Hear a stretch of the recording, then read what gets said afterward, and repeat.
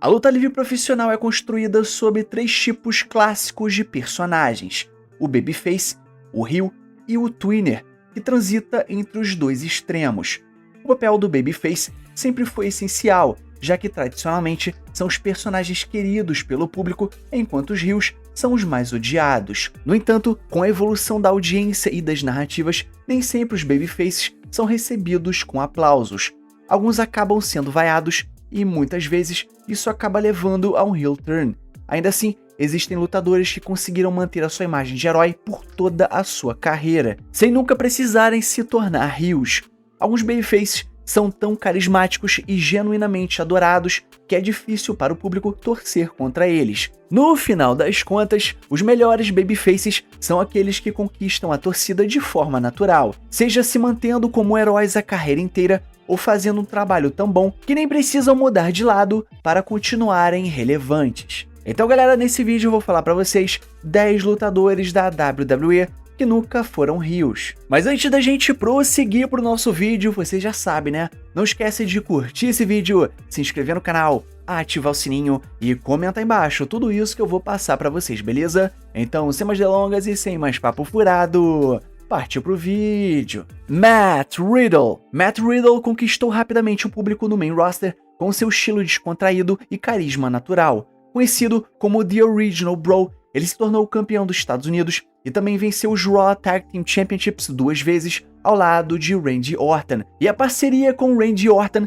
foi um dos pontos altos da sua carreira, revelando um lado mais leve e divertido do The Viper, algo raro ao longo da sua trajetória na WWE. Em 2022, Matt Riddle teve um grande destaque ao desafiar Roman Reigns pelo cinturão universal, em uma luta empolgante que mostrou seu potencial em disputas de alto nível. Curiosamente, durante o seu tempo na WWE, Matt Riddle nunca chegou a se tornar um heel, mesmo em rivalidades intensas como a que teve com Seth Rollins. E apesar da sua popularidade, a jornada de Matt Riddle na WWE chegou ao fim em 2023, quando foi liberado do seu contrato. Ainda assim, sua passagem deixou momentos marcantes e um legado de autenticidade que conquistou os fãs. Alundra Blaze. Alundra Blaze foi uma pioneira da luta livre feminina durante a New Generation Era na WWE, em uma época em que a divisão feminina não recebia o devido destaque. Mesmo assim, ela se destacou com seu talento inegável e protagonizou uma rivalidade memorável contra Bull Nakano,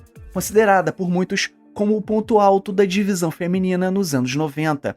Durante a sua passagem pela WWE, Blaze conquistou o cinturão feminino 3 vezes e sempre atuou como babyface, sendo admirada pelo público por sua habilidade no ringue e postura profissional. No entanto, seu nome ficou marcado por um momento muito polêmico. Em 1995, ao assinar com a WCW, ela apareceu ao vivo na TV e jogou o cinturão feminino da WWE em uma lata de lixo. Um gesto que se tornou histórico e causou um rompimento profundo com a empresa. Apesar da controvérsia, 2 décadas depois, as mágoas foram deixadas para trás e Alundra Blaze foi reconhecida por sua importância e legado ao ser introduzida no Hall da Fama, consolidando seu lugar como uma das grandes pioneiras da luta livre feminina. Ricky the Dragon Steamboat. Os fãs da luta livre sempre foram extremamente leais ao Ricky Steamboat, e é claro, com razão. Ao longo de toda a sua carreira, Steamboat se manteve como um babyface clássico, sendo adorado pelo público por seu carisma, integridade e talento técnico. Houve um momento em que o próprio Ricky Steamboat expressou o desejo de se tornar um vilão, mas seu pedido foi rejeitado por Pat Patterson, que acreditava que um heel turn poderia arruinar o seu personagem e a sua carreira. No fim das contas, Pat Patterson estava certo. A imagem de herói de Ricky Steamboat era simplesmente forte demais para ser quebrada.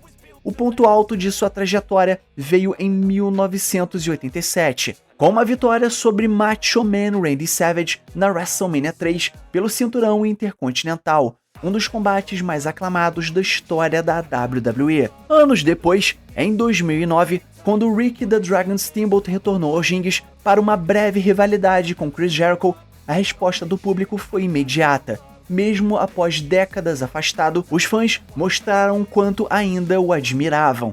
mostrando que Rick Steamboat jamais perdeu seu lugar no coração dos apaixonados fãs pela luta livre. Ultimate Warrior. O Ultimate Warrior foi um dos maiores babyfaces da WWE em sua época, sendo idolatrado por milhares de fãs por sua energia explosiva, visual marcante e carisma incomum. Durante praticamente toda sua carreira na WWE, Warrior manteve-se como um herói, com exceção de uma curta fase como vilão em 1986, quando ainda lutava na World Class Championship Wrestling, e dentro dos ringues sua popularidade era gigantesca, culminando em um dos momentos mais clássicos da história da luta livre contra Hulk Hogan na WrestleMania 6. No entanto, fora dos ringues, a história era bem diferente. Warrior era conhecido por ser difícil de lidar nos bastidores, frequentemente envolvido em polêmicas, desentendimentos e atitudes consideradas pouco profissionais. E essa reputação acabou afetando seu relacionamento com a empresa e colegas de trabalho, manchando, em parte, o legado de um dos personagens mais intensos e inesquecíveis da história do Pro Wrestling. Koko B. Ware. O carismático Homem-Pássaro Koko B. Ware tinha uma missão simples, mas poderosa: colocar um sorriso no rosto do público, com seu inseparável papagaio Frank no ombro. Koko B. Ware encantava as multidões com a sua entrada vibrante e atitude positiva. Embora nunca tenha sido reconhecido como um grande técnico no ringue, muitos colegas o consideravam um talento resistente e dedicado. E durante praticamente toda a sua passagem pela WWE, Koko B. Ware atuou como babyface, conquistando o carinho dos fãs com seu estilo divertido e o seu visual marcante. No entanto, antes de chegar à empresa, ele teve uma breve fase como heel ao lado de Norvell Austin, da dupla The Pretty Young Things, onde mostrava um lado mais ousado de sua personalidade.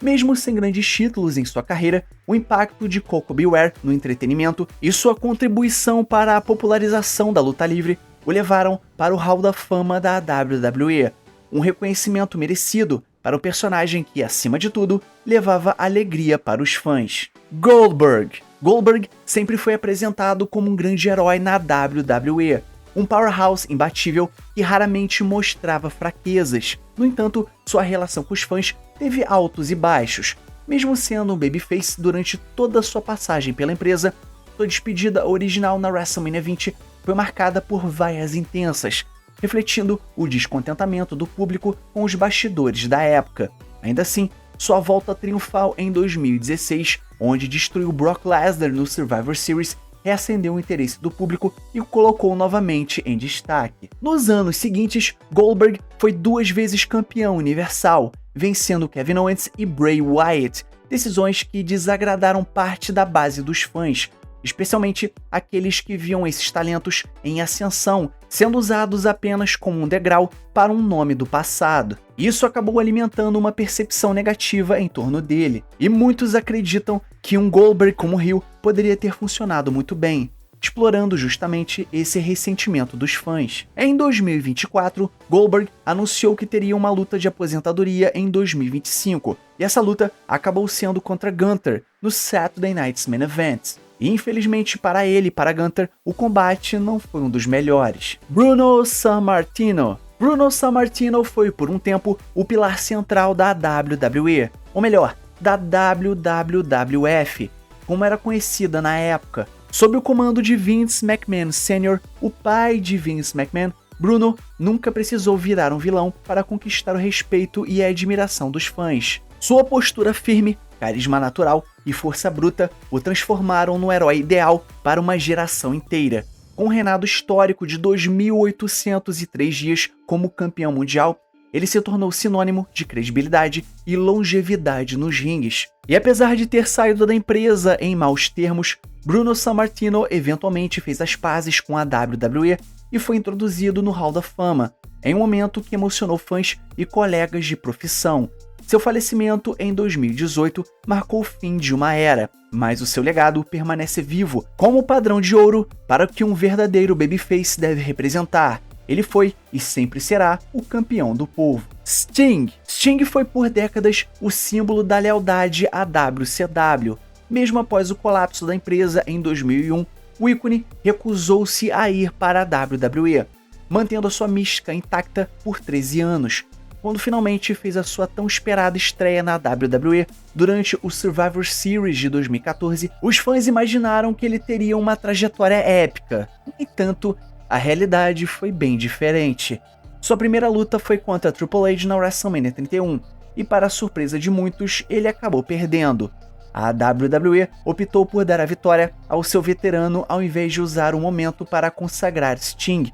Sua rivalidade seguinte contra Seth Rollins culminou no Night of Champions de 2015, onde Sting se lesionou gravemente após um Buckle Bomb, encerrando ali, na prática, a sua carreira nos rings na empresa. E mesmo com pouco tempo na WWE, Sting se manteve fiel à sua essência de babyface do início ao fim.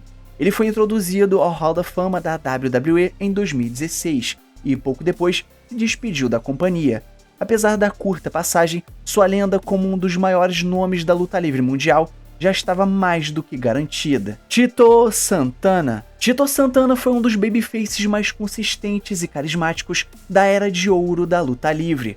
Ao longo de sua carreira, ele lutou em diversas promoções ao redor do mundo, mas manteve-se fiel ao seu papel de herói do início ao fim. Tito Santana chegou à WWE, então WWF, em 1979, permanecendo por 3 anos antes de sair rumo à AWA.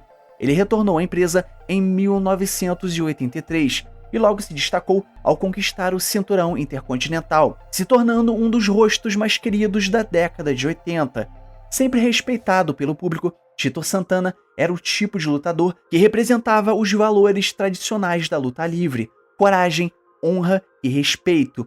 Em 1989, quando a WWE decidiu encerrar a dupla Strikeforce, juntamente com Rick Martel, Tito Santana chegou a pedir para fazer uma mudança e se tornar um heel, buscando renovar a sua carreira. No entanto, a WWE rejeitou essa ideia e optou por transformar Rick Martel em um vilão no seu lugar. Tito Santana permaneceu como babyface até o fim da sua carreira na companhia.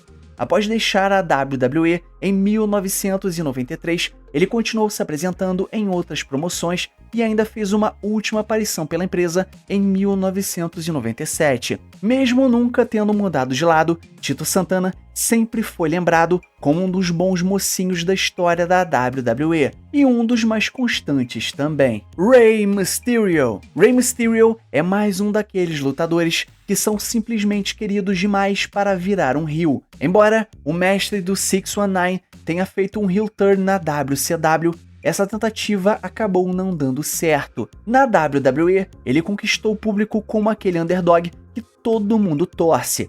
Apesar de ser bastante popular, houve momentos em que Rey Mysterio chegou a ser vaiado.